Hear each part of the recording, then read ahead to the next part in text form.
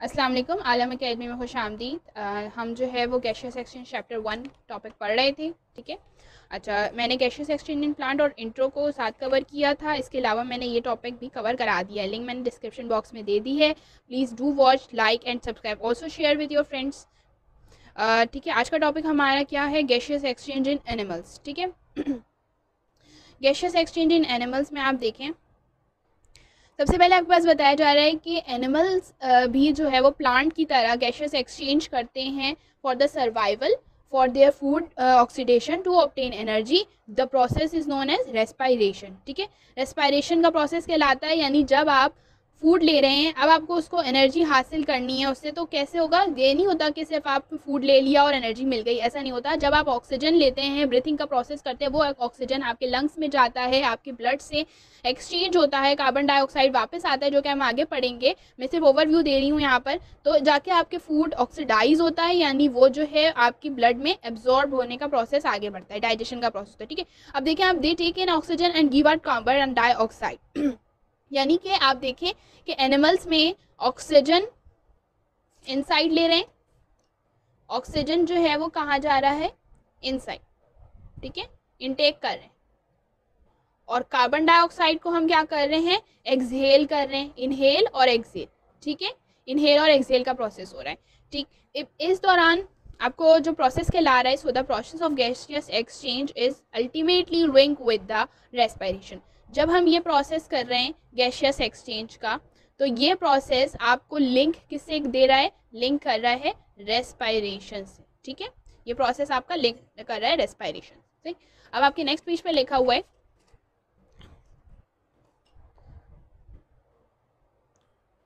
देखिए, respiratory medium for aquatic animals is water.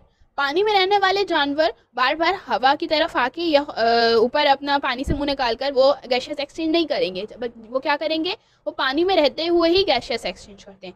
जबकि terrestrial animal जो है वो हवा, यानी हम खुश्की पर रहते हैं, जो भी एनिमल्स हैं, 4 लेग्स एनिमल्स जो हैं, वो क्या करते हैं? हवा से ज़रिए अपना गैशियस एक्सचेंज करते हैं। तो amount of molecular oxygen, molecular oxygen क्या होता है? मॉलिक्यूलर ऑक्सीजन ये होता है, ठीक है, O2। Molecular oxygen present in air is about 21%। मैं आपको कंपोजिशन अगर बताऊं, एयर की कंपोजिशन क्या है, आप लोग पहले भी पढ़ चुके हैं। एयर की कंपोजिशन है 78% नाइट्रोजन, 21% आपका ऑक्सीजन आ जाता है, और उसके बाद आपका 0.04% कार्बन डाइऑक्साइड, ठीक है, एंड द लास्ट वन है 0.96% अदर गैसेस होते हैं। मोस्टली जो होता है वो होता है एर्गन, ठीक है, सही। तो इस तरह से ये बनाता है आपका 100% ऑफ एयर, ठीक है। तो यहाँ पे हमारे पास जो मोस्ट यूज्ड गैस है वो क्या है? ऑक्सीजन है। जबकि सबसे ज़्यादा पाए जाने वाला गैस कौन सा है? नाइट्रोजन है हवा में, ठीक है। अच्छा, अब आप यहाँ पे देखें, वापस आ जाएं। अब इसमें देखें, in while water is 5%। Water यानी पानी में आपके पास जो मॉलिक्यूलर ऑक्सीजन मौजूद है वो सिर्फ 5% है, और एयर में 21% है। In order to exchange gases, animals have respiratory surfaces. अब यहाँ पे मॉलिक्यूलर ऑक्सीजन की क्लासिफिकेशन हो गई। अब यहाँ पे जो मोस्ट इंपॉर्टेंट चीज़ है वो आपकी रेस्पिरेटरी सरफेस है, यानी जहाँ से आपने अपना गैशियस एक्सचेंज करना है, जिस जगह से, ठीक है, वो क्या है? एंड यूनिसेलुलर, आपको पता है 2 चीज़ें होती हैं, unicellular and multi cellular. Uni यानी 1 और मल्टी यानी 1 से ज़्यादा। तो यूनिसेलुलर ऑर्गेनिज्म जो एक सेल पर मुश्तमिल होते हैं, जैसे कि क्या होते हैं? प्रोटोजोआ। प्रोटोजोआ में क्या आते हैं? अमीबा, पैरामीशियम, ठीक है, क्लेमेडोमोनास, ठीक है, और इसके अलावा आप लोगों ने भी पैरामीशियम हो गया, ठीक है, ये सब हो गया, प्रोटोजोआ में आते हैं। अब ये कहाँ से अपना गैशियस, इनके अंदर तो कोई ऑर्गेन नहीं होता, ये तो सिर्फ सिंगल सेल पे मुश्तमिल होते हैं। तो ये जो अपना गैशियस एक्सचेंज करते हैं ये प्लाज्मा मेम्ब्रेन से करते हैं, ठीक है। प्लाज्मा मेम्ब्रेन क्या होती है? Serve as a respiratory surface in these protozoans, ठीक है। नाउ अगर आप देखें in multicellular animal, multicellular animal में कौन कौन आ जाएगा? हम आ जाएंगे, बाकी सारे जो 4 लेग्स एनिमल्स हैं, 2 लेग्स एनिमल्स हैं, बर्ड्स हैं, जो कि आप नेक डाई से प्रॉपर ऑर्गेन्स के साथ देख रहे हैं, जिनको वो सब मल्टी सेलुलर एनिमल है। देयर बॉडी सर्फेस और सम इंक्लूडिंग इंसेक्ट्स ऑल्सो, ठीक है। सो देयर बॉडी सर्फेस और some internal surface could serve as a respiratory surface. अब इनमें जो मैंने जिन स्पीशीज़ को बताया, आपको मेंशन किया, उन सब में या तो कोई इंटरनल ऑर्गेन मौजूद होगा या तो कोई बॉडी सर्फेस से एक्सपायर कर रहा होगा, ठीक है, रेस्पायर कर होगा। अब आप देखें प्रॉपर्टीज़ क्या होनी चाहिए, इन प्रॉपर्टीज़ होनी चाहिए इसमें। सबसे पहले आपके पास क्या होना चाहिए?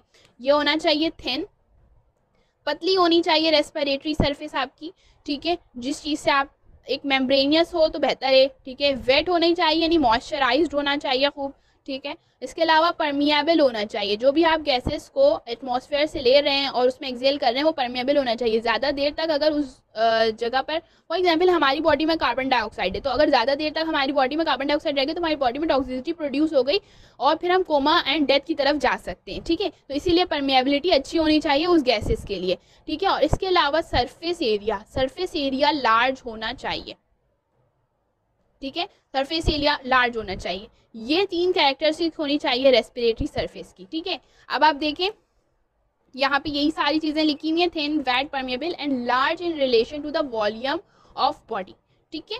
अच्छा, अब आप देखें क्या बता रहा है, प्रोपोर्शन ऑफ रेस्पिरेटरी सरफेस। मैंने ये 3 चीज़ों को बता दिया, लेकिन जो खास अहमियत रख रहा है वो सरफेस एरिया। सरफेस एरिया किस लिहाज से इंपॉर्टेंस रखता है, ठीक है। सरफेस एरिया आपका इंपॉर्टेंस बहुत रखता है इस लिहाज से, जब आप देखेंगे कि पूरा जब यहाँ पे इस टॉपिक में पढ़ेंगे आप, इस टॉपिक में कि यहाँ से आपका पूरा रेस्पिरेशन जो है वो स्टार्ट हो रही है, यानी ब्रीथिंग स्टार्ट होती है, फिर ये पूरा जाता है और लंग्स के अंदर जो स्मॉल यूनिट्स मौजूद होते हैं, जो स्मॉल यूनिट इसके अंदर मौजूद होगा माइक्रोस्कोपिक स्ट्रक्चर, वो जो है वो एल्व्यूलाई कहलाता है, ठीक है।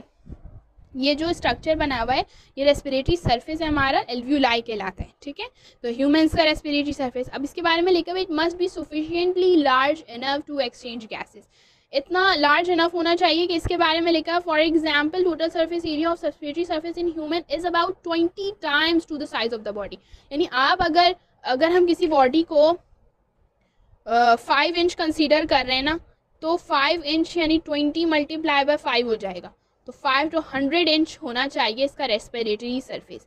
अब आप बोलेंगे कि छोटी सी बॉडी में इतना बड़ा ऑर्गन सिर्फ रेस्पिरेशन के लिए कैसे आएगा, तो रेस्पिरेशन के लिए इस तरह आएगा कि ये जो एल्व्यूलाई है ये इतना ही 20 टाइम्स लार्ज होते टू आवर बॉडी, ठीक है। लेकिन क्या होता है इसमें, लेकिन इसमें फोल्डिंग्स होती हैं, इतना फोल्ड होके लेयर्ड होके होता है, लेयर्ड इसमें इतनी होती है कि ये जो है वो छोटा सा ऑर्गन बन जाता है माइक्रोस्कोपिक, जो कि हमें दिख रहा नहीं होता, ठीक है। तो इस तरह ये 20 times to the size of the body बन जाता है, ठीक है। अब large surface area for gaseous exchange increase होना चाहिए आपका surface area at a faster rate of diffusion. क्यों होना चाहिए, ताकि वो डिफ्यूजन को ज़्यादा से ज़्यादा कर सके। अब आप देखिए यहाँ पे एक इंपॉर्टेंट चीज़ आपको पता होनी चाहिए, ये मैंने एल्व्यूलाई का स्ट्रक्चर ड्रॉ किया है। अब यहाँ पे आपके पास आर्टरीज आ रही हैं और आर्टरीज का मैशवर्क बन रहा है, कैपिलरीज बन रही हैं यहाँ पे, इसी तरह इसमें यहाँ से आ रही है, ठीक है। अब आपके पास यहाँ से वेन आ रही है, ओ सॉरी ये वेन है, blue one is the when, मैंने उल्टा कह दिया, sorry. Blue one is the when and red one is your artery which carries deoxygenated blood in case of pulmonary artery and pulmonary vein। देखें, pulmonary artery और pulmonary vein में opposite होता है। Body में जहाँ कहीं भी आर्टरी और वेन मौजूद है वहाँ पर, और आर्टरी में हमेशा ऑक्सीजनेटेड ब्लड होगा, ठीक है, और डीऑक्सीजनेटेड ब्लड हमेशा वेन में होता है, यानी जिसके अंदर ऑक्सीजन नहीं है और वो प्यूरिफिकेशन के लिए जाएगा, ठीक है, यानी ये वेन होगा। अब देखें, जबकि पल्मोनरी आर्टरी, पल्मोनरी यानी लंग्स से रिलेटेड, तो पल्मोनरी आर्टरी और पल्मोनरी वेन में ये केस उल्टा हो जाता है, अपोजिट हो जाता है। डीऑक्सीजनेटेड ब्लड आपका आर्टरी में होगा पल्मोनरी के केस में, यानी लंग्स के केस में, और पल्मोनरी वेन में आपका ऑक्सीजनेटेड ब्लड होगा, जो कि यहाँ कहाँ जाएगा, ये जाएगा आपका हार्ट में, तो फिर बॉडी में सप्लाई होगा, ठीक है। और ये आ रहा है आपका बॉडी से डीऑक्सीजनेटेड ब्लड लेकर लंग्स में ऑक्सीजन कैरी करेगा फिर, और फिर ये जाएगा बॉडी में, ठीक है। समझ में आ गया होगा आप लोग, आई होप। कोई प्रॉब्लम हो तो कमेंट्स में पूछ सकते हैं, ठीक है। अच्छा, अब आप देखें यहाँ पर मैंने आप लोगों को ड्रॉ करके भी बताया। यहाँ पे देखें ये जा रहा है, पल्मोनरी आर्टरी आ रही है और पल्मोनरी वेन ये रही, ठीक है, ब्लू वन, ठीक है। अब यहाँ से ऑक्सीजन कैरी होगा और फिर ये जो है वो वापस चला जाएगा, ठीक है। अब देखें, an increase in the surface area for gaseous exchange faster diffusion. Diffusion आप पढ़ चुके, डिफ्यूजन क्या होता है, हायर, क्या होता है, हायर टू, ठीक है। Supply oxygen and remove carbon dioxide, it is also necessary to compensate for the smaller surface area to volume ratio of the animal body, ठीक है। डिफ्यूजन भी आपके पास बहुत ज़रूरी है, सरफेस एरिया को देखते हुए डिफ्यूजन का प्रोसेस होना प्रॉपर ज़रूरी है, ताकि वो आपकी स्मॉल बॉडी सरफेस को एनिमल बॉडी के लिहाज से कंपनसेट कर सके, ठीक है।